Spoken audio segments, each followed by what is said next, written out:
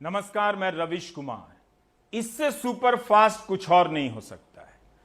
Crack mail की तरह गाड़ी बिना ब्रेक लगाए प्लेटफॉर्म से गुजर जाए और तब जाकर स्टेशन मास्टर को ख्याल आए कि जा, ये तो गाड़ी गुजर गई, निकल गई, और उसके बाद स्टेशन मास्टर साहब लाल झंडी लेकर पीछे पीछे उस गाड़ी के दौड़ने लग जाते हैं।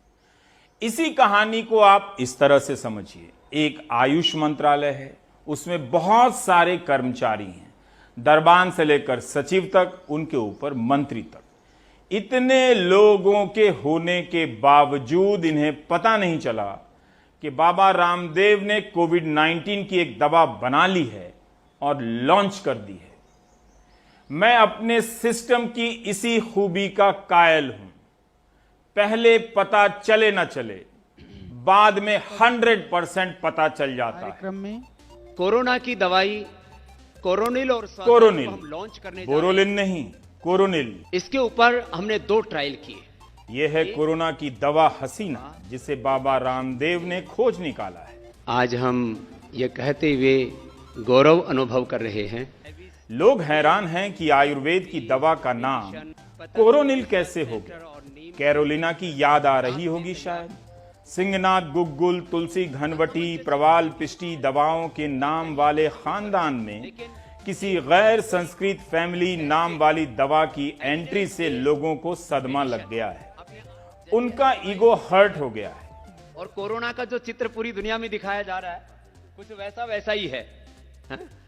तो ये भूल गए हैं कि बाबा रामदेव ने जब स्वदेशी जीन्स का निर्माण व कारोबार किया तो उसका नाम नील टाट वस्त्रम नहीं रखा था।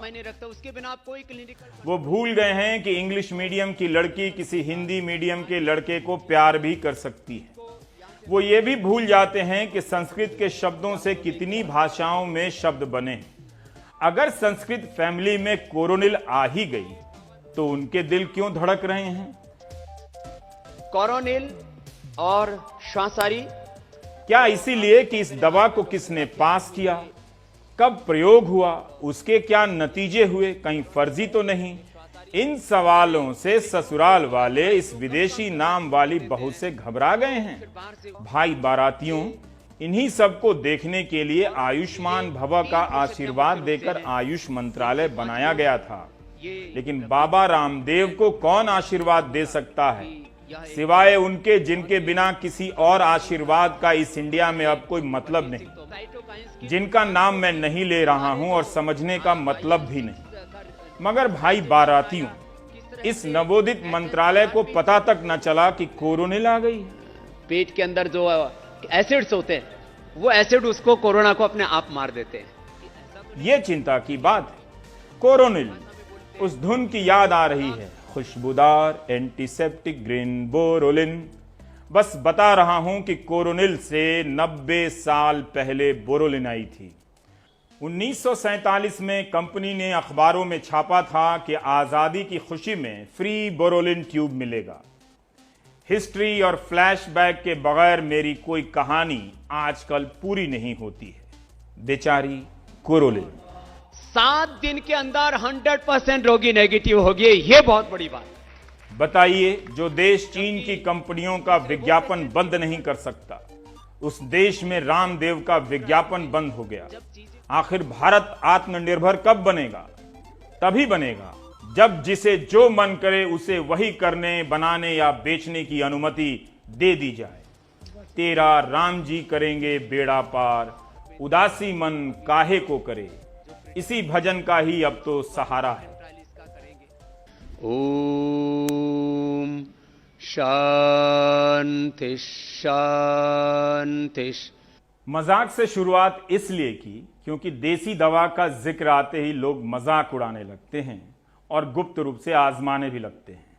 कोविड-19 के दौर में आयुष मंत्रालय ने ही लोगों को सुझाव दिया कि इम्यूनिटी लेवल बढ़ाने के लिए किन आयुर्वेदिक उपायों को आजमाना चाहिए। लाखों की संख्या में लोगों ने इन उपायों को आजमाया है, उस पर भरोसा भी करते हैं। यहां बात दूसरी है। दुनिया के हर देश में देसी हेल्थ सिस्टम और आधुनिक हेल्थ सिस्टम के बीच में लड़ाई चलती रहती है और इस लड़ाई में अक्सर आधुनिक हेल्थ सिस्टम ही हावी होता है। लेकिन वहां भी कोई एमबीबीएस है इसलिए किसी भी चीज को अचानक उठकर प्रेस कॉन्फ्रेंस से दवा घोषित नहीं कर सकता है। उसके लिए एक सख्त प्रक्रिया बनाई गई है।